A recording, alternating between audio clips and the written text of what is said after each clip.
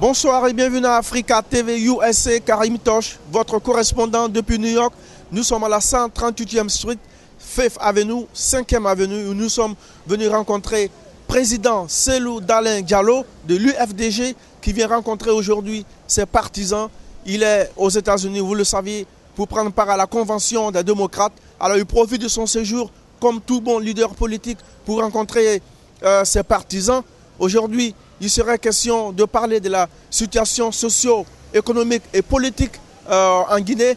Un seul sujet à l'heure du jour, la tenue des législatives avec en toile de fond une plateforme de revendication autour de la CENI, la recomposition de la CENI, la démission du président Alseni Camara et la révision de la liste électorale. Il parlera également des événements passés en Guinée en 2010. Il parlera des différentes marches de l'opposition qui ont été réprimandées à Conakry ces temps-ci. Il parlera de beaucoup de choses que certainement le Guinéen lambda en est informé et est au courant, parce qu'aujourd'hui tout le monde parle des législatives, mais Cellou Dalein Diallo, celui que j'appelle le corridor qui a été décoré en 2011 au Sénégal, Cellou Dalein Diallo sera donc là aujourd'hui pour rencontrer ses partisans, pour parler de la Guinée. Il va encore démontrer, encore une fois, que le dossier de la Guinée, il le maîtrise. Karim Tosh, votre correspondant depuis New York.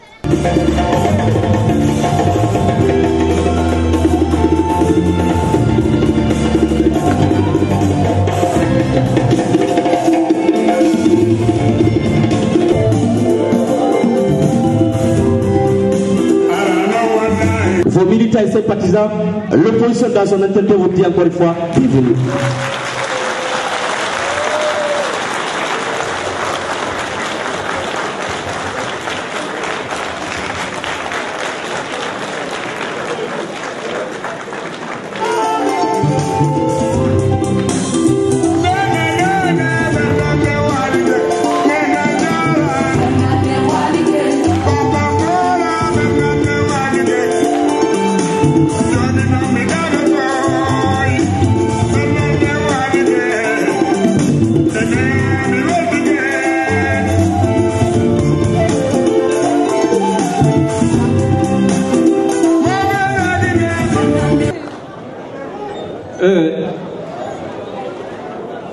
Allahumma salli ala Sayyidina Muhammadin wa sallim.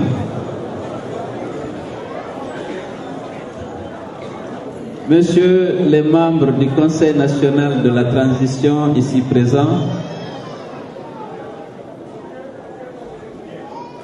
vénérés sages membres des associations communautaires, mesdames et messieurs les représentants des partis politiques, messieurs les membres du bureau exécutif de l'UFDG, messieurs les secrétaires fédéraux de l'UFDG aux États-Unis, c'est avec beaucoup d'émotion que je prends la parole dans cette salle. Parce qu'en décembre 2007, c'est ici, dans la même salle, que le doyen Bamamadou m'avait fait le plaisir de me présenter à nos compatriotes vivant aux États-Unis en justifiant en des termes élogieux le choix qu'il avait fait de me confier la direction de l'UFDG. Croyez-moi, je suis très ému parce que je me souviens encore de la configuration de la salle et le discours tranchant du grand combattant que fut notre grand frère, le doyen Bamamadou. Je voudrais vous demander d'observer une minute de silence en sa mémoire.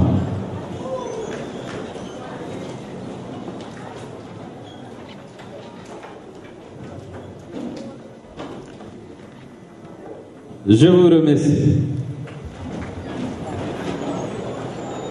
Alors, je suis avec notre frère et ami, le docteur Ditine, qui souhaitait prendre la parole.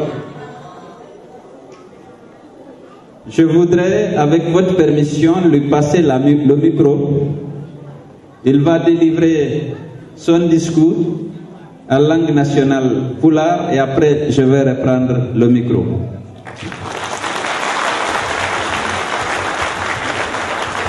Merci, Monsieur le Président de l'UFDG, Rajissé Boudalen Diallo. Allahumma salli ala Sayyidina Muhammad wa ala ali Muhammad wa sallim. Assalamu alaikum wa rahmatullahi ta'ala wa barakatuh. Siɓɓe e yimɓe julɓe, min salmini on, min weltanike on ngal moƴƴodiral mawngal ɗo. Ko ƴettinimi haala kan ko weltanagol on golleji ko wonɗon waɗande jama min on lagini.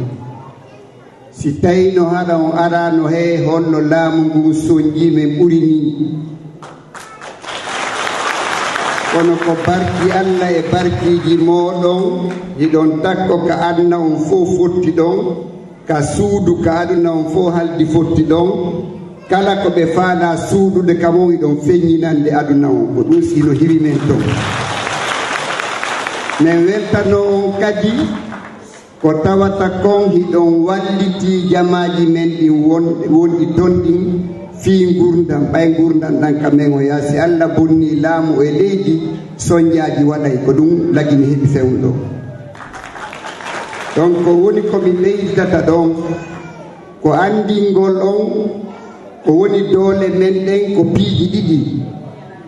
Goo on haqqilde Allah hokkenkin, ɗiɗi on mottodiral men ngal jogodiral men ngal jokkere en ɗan ndeni en mara doole ɓuri jokkere en ɗan men en torodiri yen ɓurtu jogodirde, jonnidirde juuɗe, wallidirde, yurmodirde.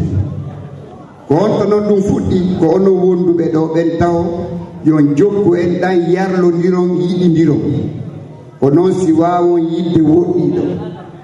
donc kala golleji ko jokkuɗon ɗo kon min weltanike on, min andini on ɗo kamen jamaji men ɗin no wakkili ko laamu jaggu faala fuɗɗitade kamen, laamu ngu andunoɗen sifa muɗum e duuɓi feƴƴunoɗi, kono wakkilare jamaji ɗin ton e ballal mongal onon ga Allah danda e ngol laamu.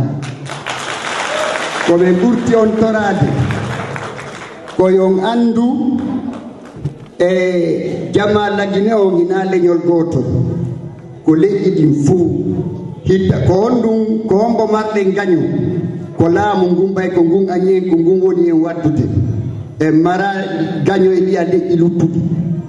laamu mara leñol, laamu mara jeyal, laamu ko laamu wiyete kala leñol wongol e ngu laamu bonguɗo en faalaka on tigi. ina wiyaka ko maninkajo ma ko sosojo ma ko pullo ma ko kisijo, ko kala wonɗo e ngu laamu ɗo ɓay laamu ngun ɗum ko bongu, ko laamu ɓe yurmetake en faalaka ɓe, kono yitta ngu wonu sabu haɓiden e fof woɓɓe no sikkude ko fof añi en, yimɓe ɓen no woodi buy hulɓe en kono ɗuuɗa ko añi en, kono noon hulɓe en ɓen no ɗuuɗi goyi. wakkiloɗen ɓe suusa en ɓurten ɓe ɓannutude, andinen ɓe ñande Allah artini en woɓe hettoto, ɓay si Allah artini en ɓe jaɓata yo hakkude men hande kadi ɓay ɓe tawa jakadi heeɗi en hendaki.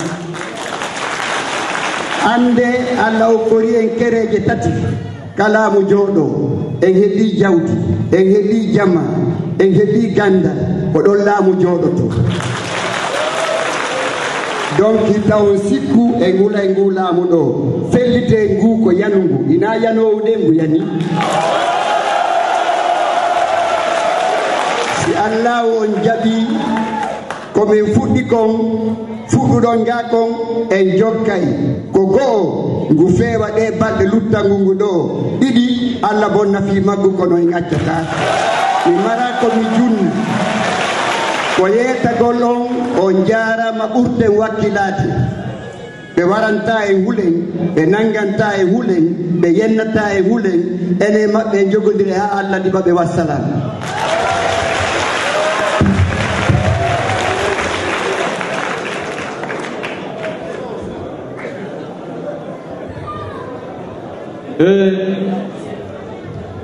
Chers compatriotes, militants et sympathisants de l'UFDG,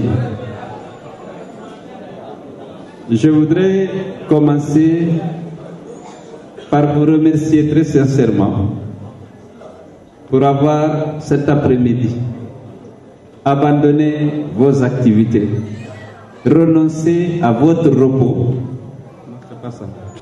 pour venir ici marquer votre soutien au combat que nous sommes en train de mener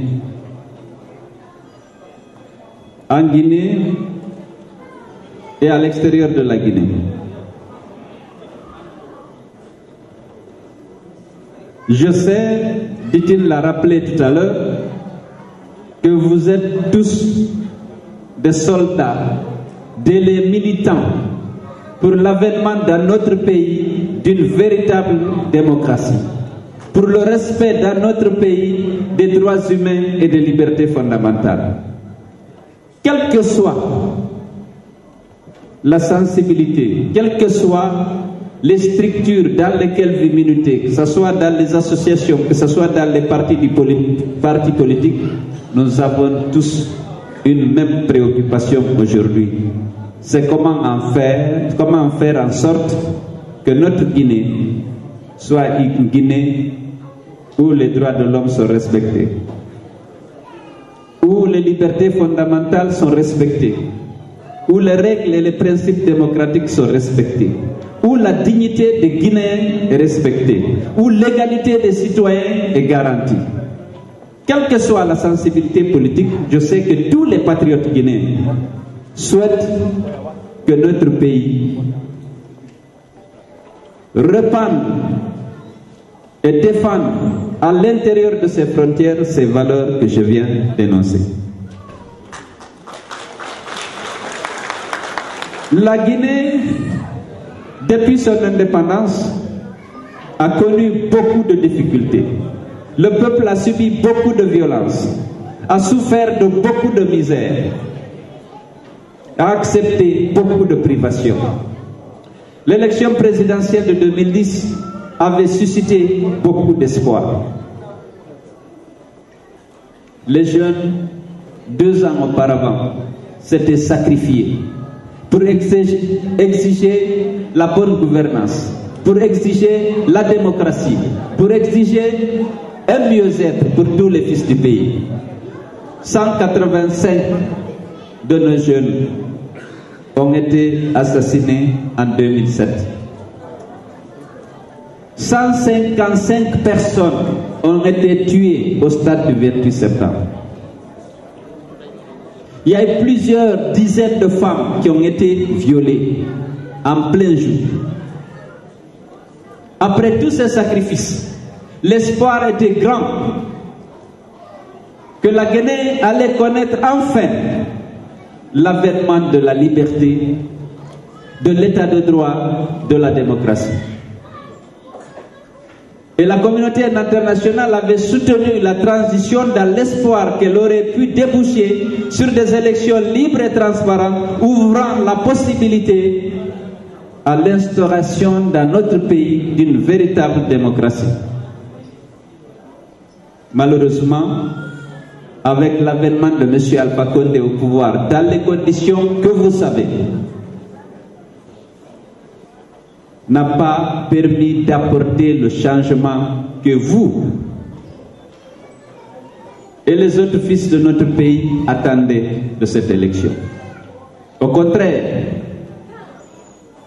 notre pays a reculé en termes de respect des droits de l'homme, en termes de démocratie, en termes d'égalité des citoyens, puisque M. Alpha Condé a instauré l'exclusion et l'ethnocentrisme et le tribalisme comme moyen de gouverner le pays.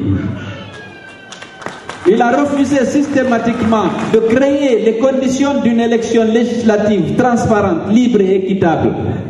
Il a voulu organiser une mascarade d'élection pour prendre le contrôle de l'Assemblée et s'octroyer la légitimité qui lui a manqué dans la conquête de la fonction présidentielle.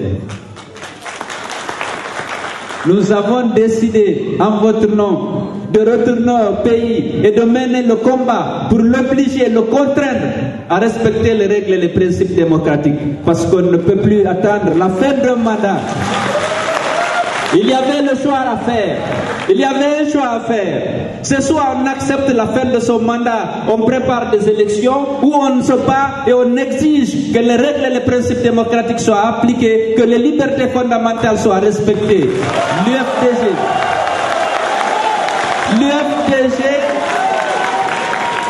L'UFDG a choisi de mener le combat maintenant et d'exiger que M. Alpha Condé se conforme à la Constitution et aux lois de la République.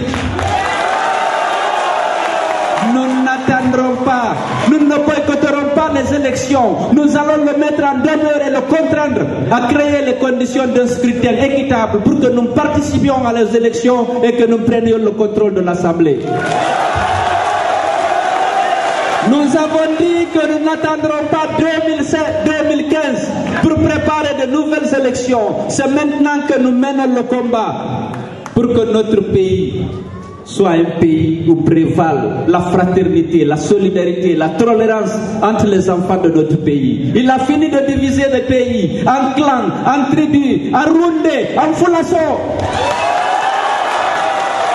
Et vous le savez, il faut qu'on dise non, on ne peut plus attendre, nous soumettre et attendre la fin de mandat. C'est maintenant que nous sommes en train, vous et nous, les mains dans les mains, de mener ce combat pour qu'il y ait la fraternité à la place de la division, la confiance à la place de la méfiance. La Guinée a donné ce pays en partage à plusieurs ethnies. Il n'y a pas d'ethnie tribaliste, il n'y a pas de mauvaise ethnie. Il y a des individus qui sont mauvais, qui sont tribalistes, il faut les combattre. Et leur idéologie.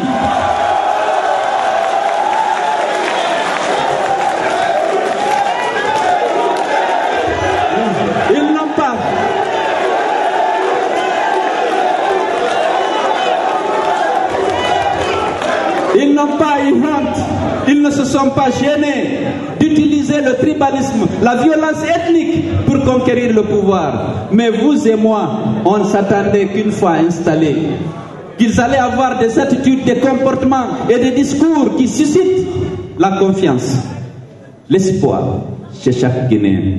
Mais au lieu de ça, ils continuent d'utiliser le tribalisme et l'exclusion comme méthode de gouvernement.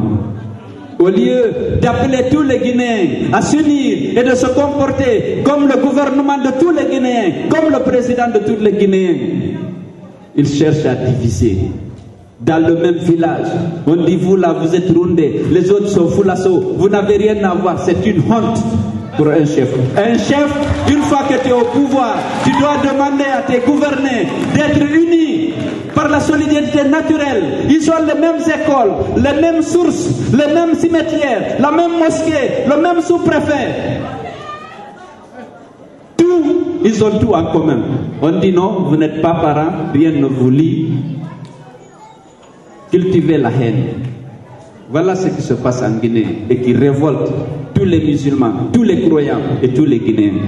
Parce que lorsque Dieu vous donne une terre en partage, un village en partage, vous devez cultiver la solidarité, la fraternité, l'entraide. Parce que vous êtes tous de la même religion très souvent. Vous avez le même cimetière. Vous souffrez des mêmes problèmes. Vous avez la même route. Ils n'ont pas hésité à faire ça. Il y a des gens qui se promènent au Fouta pour dire non, ceci c'est les Rundés. Vous, vos parents se trouvent de l'autre côté, chez les gens du RPG, parce qu'ils tribalisent chaque fois le débat. Nous avons besoin d'une Guinée moderne. Une Guinée moderne, c'est celle qui traite le citoyen avec ses droits, avec ses devoirs. Nous voulons que tous les Guinéens soient égaux devant la loi et devant ceux qui appartiennent à la collectivité nationale. On doit juger chaque Guinéen en fonction de son comportement, en fonction de ses actes, et non en fonction de ses ethnies, de son ethnie. Voilà. Mesdames et messieurs, mes chers frères et sœurs, depuis mars 2011, nous sommes en train de demander au gouvernement d'Alpha Condé d'ouvrir un dialogue pour qu'on se mette ensemble sur les conditions d'organiser les élections législatives. Ils ont systématiquement, M. Alpha Condé et son gouvernement ont refusé. Ils ont refusé d'ouvrir le dialogue. Je vais vous dire, en novembre 2011, avant que je ne quitte la Guinée, les partenaires techniques et financiers de notre pays se sont retrouvés et ont décidé de proposer à M. Alpha Condé et à moi-même d'aller aux élections au premier trimestre 2011 avec la même CENI, avec le même fichier, sans révision, la CENI sans recomposition, le même président de la CENI, le général Sangaré. Ils sont venus, une délégation est passée à mon domicile pour me faire cette proposition. J'ai consulté le bureau politique de l'UFDG, le conseil politique. On a estimé que c'était mieux d'aller maintenant que d'aller plus tard. Parce que ceux qui connaissaient M. Alpha Condé disaient, si vous attendez qu'il prenne complètement le contrôle du pays, il n'y aura pas d'élection transparente. Vaut mieux, malgré les griefs qu'on a contre cette CENI, vaut mieux aller avec cette CENI-là au premier trimestre 2011. J'ai consulté mes alliés de l'Alliance Cellou Dalein président. On a fait la réunion chez Sidia. Ils ont tous estimé que c'était plus intéressant pour nous d'aller aux élections au premier trimestre. Donc, j'ai donné ma réponse positive aux partenaires techniques et financiers qui étaient de la délégation, qui était dirigée par le représentant de l'Union européenne. J'ai dit que nous sommes d'accord, on peut aller aux élections. Et que ce n'est pas sa priorité. Et que les ambassadeurs n'ont pas à se mêler d'élections. Et le président démocratiquement élu, c'est lui qui sait quand est-ce qu'il organise les élections. C'est ainsi que j'ai quitté la Guinée. Mais lorsque je suis venu en avril, nous avons essayé de créer le collectif des partis politiques pour la finalisation de la tragédie. Une vingtaine de partis ont accepté de créer ce collectif. Et nous avons écrit à l'époque, à notre nom à tous, pour demander qu'il y ait le dialogue. Parce qu'après tout, nous aimons la Guinée et nous aimons les Guinéens. Nous voulons que les choses se passent par le dialogue et la concertation. Nous avons accepté les résultats proclamés par la Cour suprême. Nous voulons nous investir dans les élections législatives. Mais il faut que cette fois-ci, que toutes les conditions d'une élection transparente soient réunies. Et pour cela, il faut qu'on dialogue, qu'on se mette d'accord sur la forme de mise à jour du fichier. Parce que la loi dit qu'il faut une révision. La révision est simple. Ceux qui ne sont pas fait recenser au dernier enrôlement, parce qu'ils n'avaient pas l'âge, parce qu'ils étaient absents, parce qu'ils avaient un empêchement, ils viennent, ils se présentent avec leurs documents, et puis on les recense. Ceux qui ont été recensés n'ont rien à faire au bureau du recensement. Ils sont déjà recensés. Leurs données sont dans la machine, les données biométriques, les données alphanumériques. Nous demandons ce dialogue. M. Alpha Condé ne réagit pas. On écrit au Premier ministre. On dépêche une délégation auprès du CNT, auprès du Conseil économique et social. Toutes les institutions de la République sont sollicitées pour essayer d'infléchir le gouvernement, pour qu'ils acceptent qu'on puisse ouvrir le dialogue et définir les raisons pour lesquelles on va aux élections. Ils ont refusé. Au même moment, ils prennent des décisions.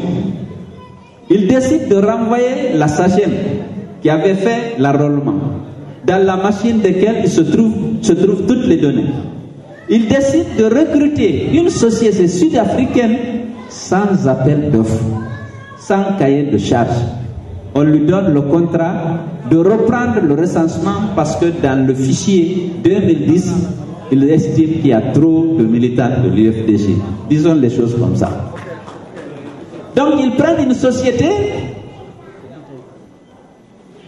qui n'a pas de référence, qui n'a pas d'expérience, et on lui donne le marché. Alors que nous, on continue de revendiquer le dialogue. Nous avons été obligés d'organiser une marche le 27 septembre. Une marche qui a été sévèrement réprimée. Les gendarmes et les policiers ont tiré sur les manifestants. Nous avons enregistré le jour de la manifestation 4 morts. Et quelques jours après, de leurs blessures, 2 morts. Les rapports d'autopsie sont établis. Les balles ont été extraites de leur corps. On a tous les dossiers. Le gouvernement de M. Alpha Condé n'a pas cru devoir ouvrir une enquête. La justice ne s'en est pas occupée. Les pauvres victimes des manifestants pacifiques, on a organisé une marche funèbre de la grande mosquée à Koza pour procéder en plein jour à leur inhumation. Le gouvernement ne s'en est pas ému. On dirait que ce n'est pas des citoyens guinéens qui ont été tués par d'autres citoyens guinéens.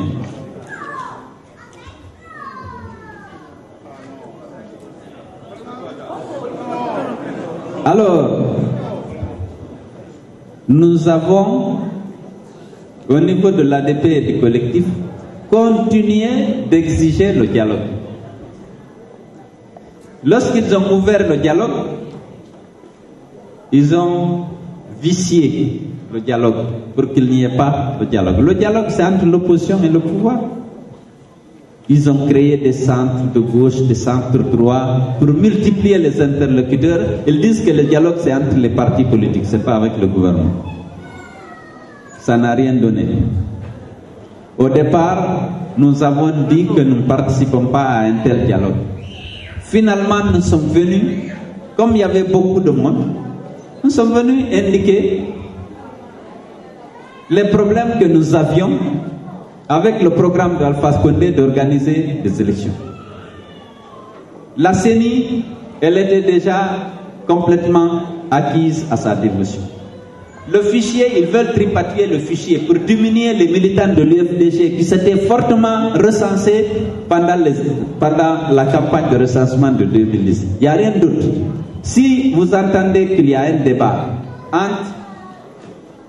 sur la question du recensement, Alpha veut un recensement intégral, nous on veut une révision parce qu'il veut tripatrier le fichier. Il y a trop de militants de l'UFDG dans le parti là. Si on va aux élections avec le même fichier, c'est le risque de gagner. Donc il faut changer le fichier. Parce qu'ils savent bien qu'aux élections de 2010, c'est parce qu'ils ont triché. Sinon ils ne pouvaient pas gagner.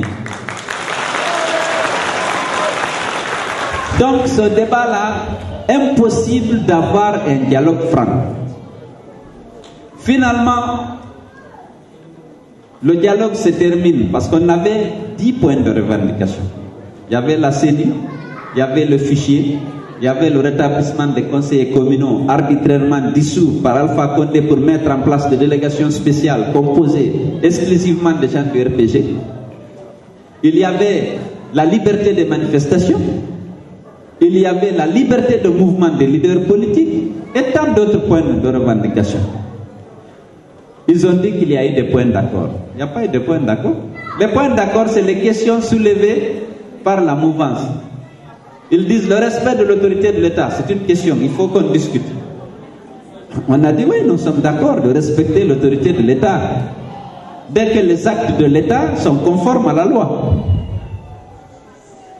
Ils ont dit la liberté de mouvement des leaders, il faut appliquer la loi. Donc on est d'accord.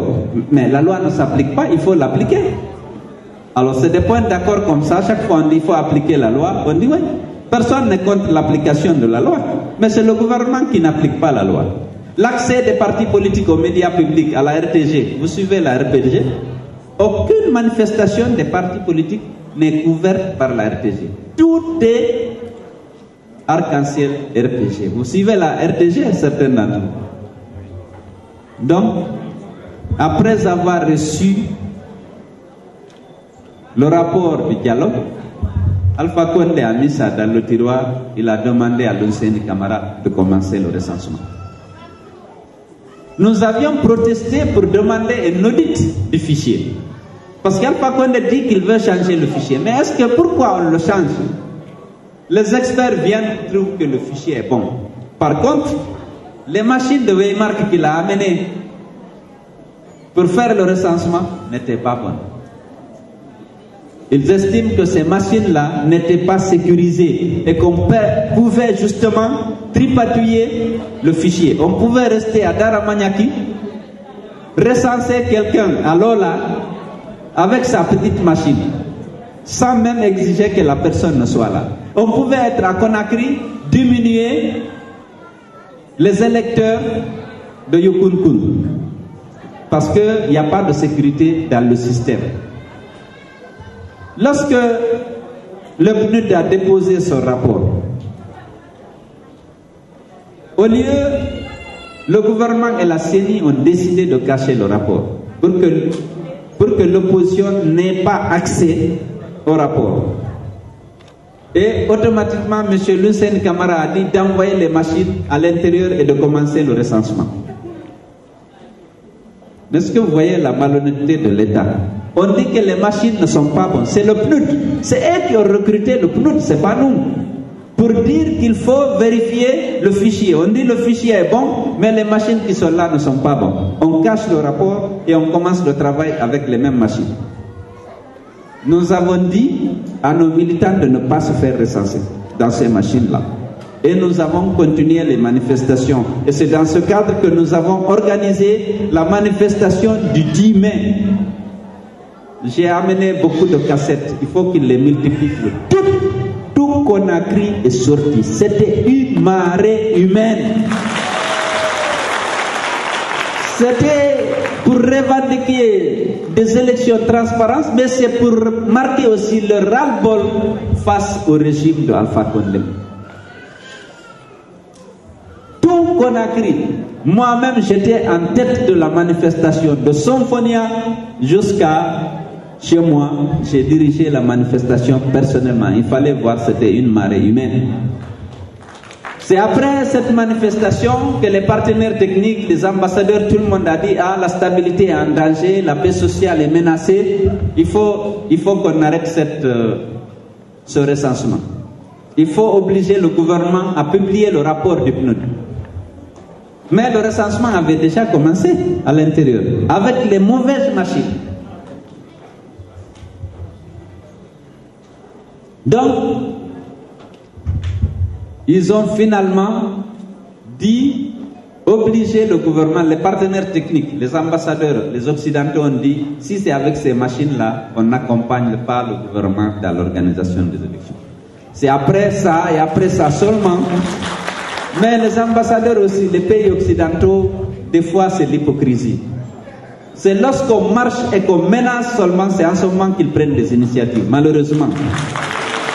C'est pourquoi il faut que nous soyons prêts à mener le combat. Il ne faut pas dire qu'on compte sur l'Occident, il faut qu'on compte sur nous-mêmes. Il faut qu'on compte sur nous-mêmes. Et après, ils ont dit de ramener les machines. Le gouvernement a dit non, que le rapport de lutte n'est pas sincère, parce qu'il y avait des gens qui étaient de la SAGEM là-bas. Ils ont recruté l'OIF, l'Organisation internationale de la francophonie, qui a envoyé ses experts. Malheureusement pour eux, l'OIF constate, confirme les défaillances décelées par le PNUD, mais décèle d'autres défaillances politiques, d'autres défaillances techniques. Et alors, ils étaient complètement déçus et, comment je vais dire, de 8 tickets. Bon, depuis, donc, ils ont dit que maintenant, il faut que l'OIF dise quelles sont les corrections qu'il faut apporter, parce qu'il faut nécessairement qu'on utilise les machines là. Mais ce que vous ne savez pas et qui n'a pas été dit, les machines utilisées par la SAGEM, c'est des machines qui appartiennent à la Guinée. Ces machines sont à Conakry. C'est des machines testées en laboratoire. C'est les mêmes machines que le FBI utilise ici pour les données biométriques. C'est des machines valables. Et ces machines contiennent toutes les données relatives aux électeurs guinéens. Vous avez tout le fichier là-bas. Mais Alpha dit, je ne veux pas utiliser ça, il faut qu'on utilise les machines sud-africaines. Il ne peut pas justifier cette décision. Il ne peut pas donner les raisons pour lesquelles il ne veut pas des kits qui ont été utilisés par la SAGEM et qui appartiennent à la Guinée. C'est des kits tout neufs, ils sont là. Il dit non, il faut qu'on ait d'autres kits. On vérifie ces kits, on trouve qu'ils ne sont pas performants, qu'ils ne sont pas sécurisés, qu'ils ne sont en rien comparables aux kits qui sont là et qui appartiennent au gouvernement guinéen. Pourquoi il fait ça? Mais la raison est simple. Mes chers frères, Alpha Condé, en tant que parti, avait eu 18% au premier tour, vous le savez. Aujourd'hui, les Guinéens ont compris qu'il n'est pas à la hauteur. Ceux qui avaient été corrompus, ceux qu'on avait trompés, ceux en qui on avait cultivé la haine ethnique contre le candidat Peul que j'étais, aujourd'hui ceux-ci ont réalisé qu'Alpha, non seulement il ne respecte pas ses engagements, parce que tous ceux avec lesquels il a signé les accords, le général Fassine Touré, Kassori Fofana, les Lansana Kouyaté, Papa Kolikama, il n'a rien respecté. Si Kouyaté nous a rejoints, c'est parce qu'il était déçu. Non seulement il n'aura pas respecté ce qu'il a promis, mais les politiques qu'il mène, tous les patriotes guinéens. On peut ne pas aimer Cellou ou l'UFDG, mais il y en a qui aiment la Guinée, l'unité de la Guinée, la fraternité qui a toujours prévalu entre les fils du pays. Alpha Condé est en train de visiter la Guinée en utilisant l'ethnocentrisme et le tribalisme comme méthode de gouvernement. Il y a beaucoup de gens qui sont dessus, mais le bien-être, les coûts de la vie, les difficultés que les ménages rencontrent au jour le jour. Combien de familles en Guinée ne peuvent pas assurer les 2 repas par jour? Vous ne pouvez pas imaginer. Vous ne pouvez pas imaginer à quel niveau se trouve la précarité aujourd'hui dans le pays. Les gens souffrent. Et donc, Alpha sait qu'il ne peut pas gagner les élections législatives. Pour les gagner, il lui faut un fichier à lui, il lui faut une CENI à lui, et pour qu'il puisse organiser une mascarade d'élection et dire voilà, je suis majoritaire à l'Assemblée nationale. Mais ce n'est pas possible. Voilà les raisons pour lesquelles il s'accroche.